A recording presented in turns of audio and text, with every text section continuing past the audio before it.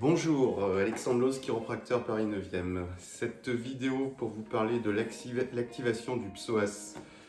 Le psoas, muscle fléchisseur de hanche qui s'insère sur la partie antérieure des 5 lombaires, se finit à l'intérieur du bassin et sur le haut du fémur. Il permet donc bien la flexion de la hanche. Ce muscle est souvent impliqué dans les problèmes de lombalgie, dans les problèmes de sciatique.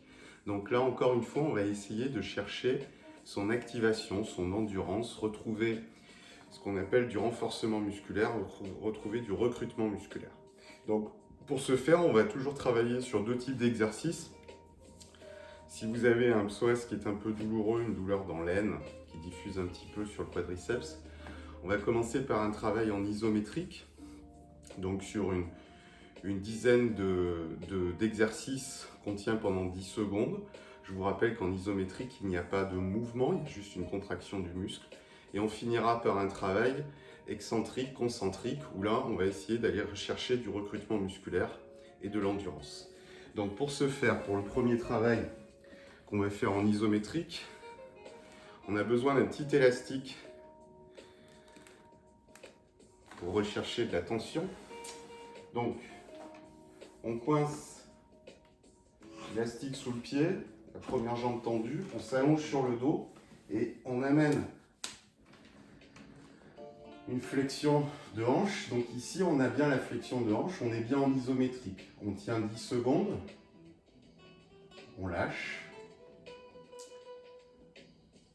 On tient 10 secondes,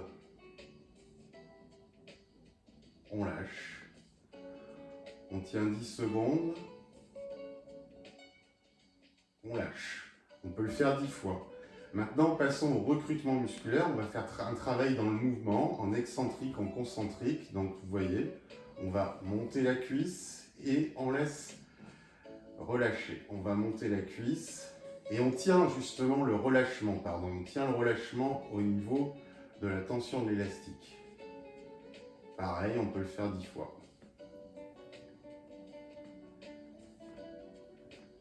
Et on peut faire plusieurs séries.